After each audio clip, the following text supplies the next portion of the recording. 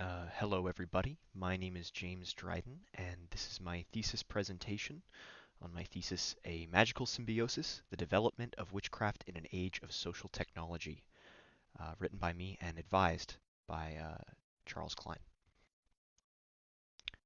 All right, so first off, we're going to do some definitions for the sake of this research. The first one, we are going to define influencer as an individual with a large following on social media who promotes trends, sometimes with a monetary incentive from a sponsor.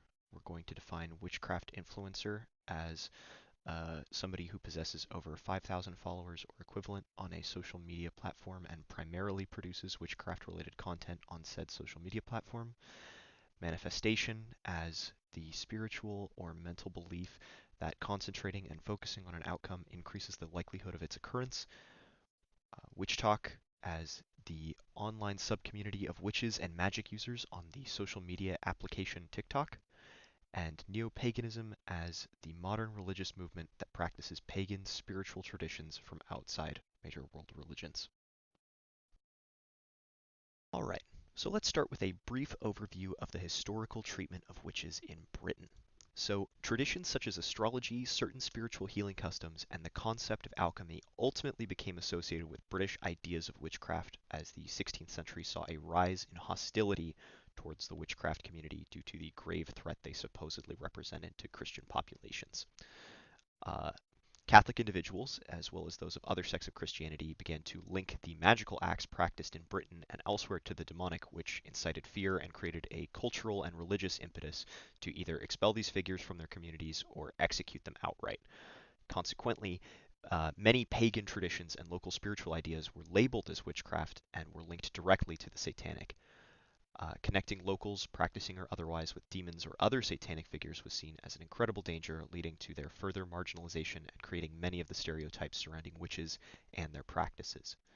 Now, jump forward to the 21st century, and witchcraft has become incredibly popular on social media.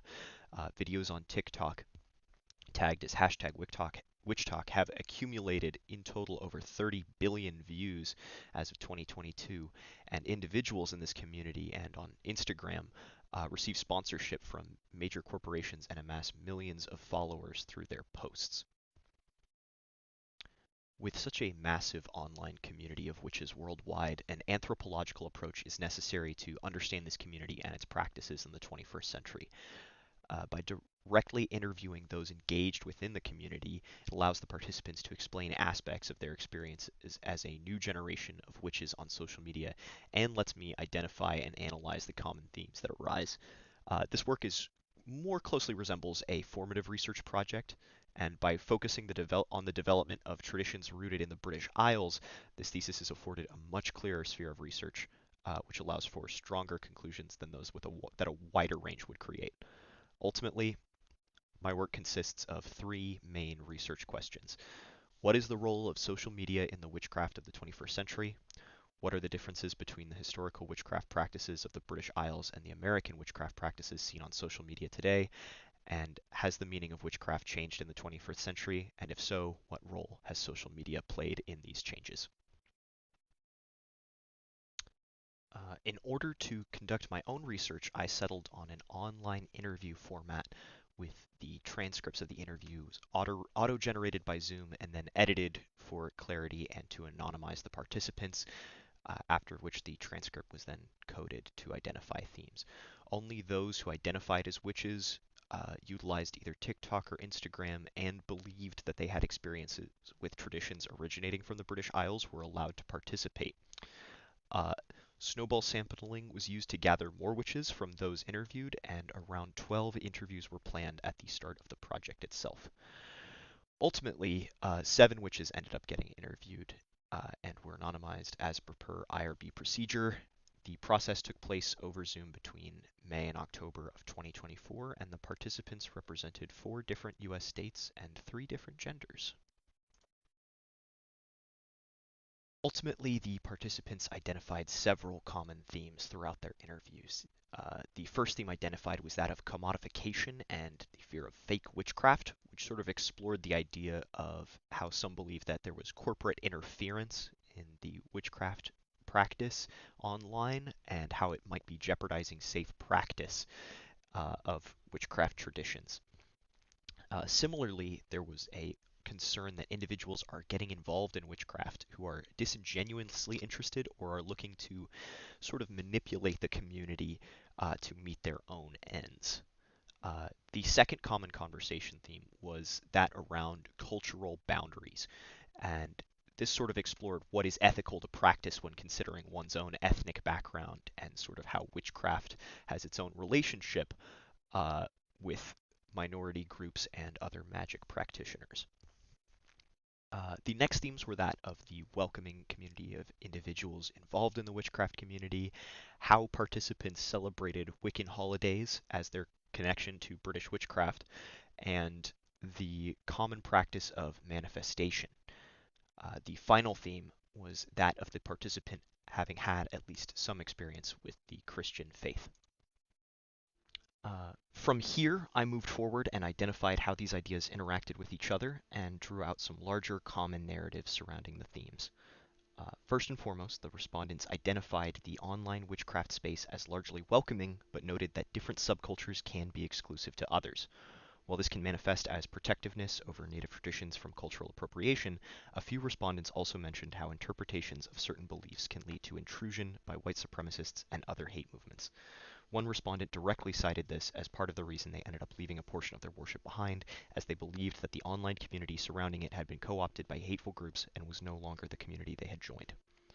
Similarly, the themes of commodification and the use of witchcraft for clout in online spheres point to a belief that not everybody who is engaging in the community is doing so in good faith. The concern about people attempting to manipulate the community for their own sake showed itself throughout every interview, playing on the common internet anxiety that not everyone is who they appear to be on the internet. Respondents often mentioned their personal experiences with those who promote incorrect information as influencers and how platforms such as TikTok promote those they have financial ties with, and how that, in turn, promotes this kind of inauthentic behavior.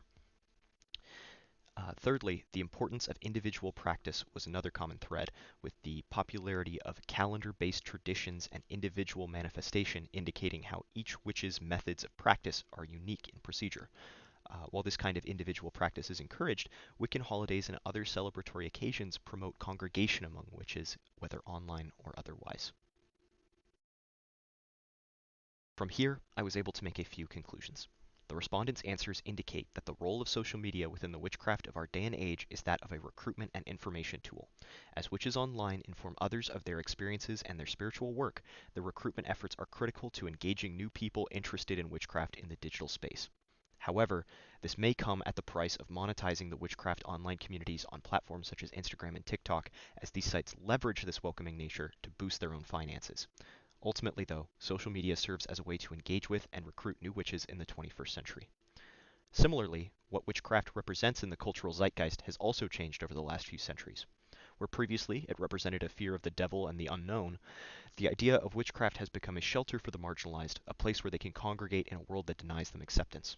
However, this does not ultimately mean that the community is immune to discourse, with the witchcraft social media experience being divisive at times. Ultimately, the majority of my information points towards social media helping reclaim and regrow the identity of witchcraft over the internet in a more welcoming age. Finally, the witchcraft traditions of the British Isles are actively being practiced online, with a particular emphasis on those originating from Wicca and relating to the calendar. However, the modern witch with access to the internet can explore other forms of magical practice, with various cultures trading information about their traditions over online platforms. While previous generations may have been limited by the traditions of their regions, families, or information relayed through books, the internet serves as a repository of information regarding witchcraft. These days, international collaboration through online communities makes it easier for those with an interest in the arcane to spread their practice than ever before. Thank you for your time, and I hope you enjoyed my presentation.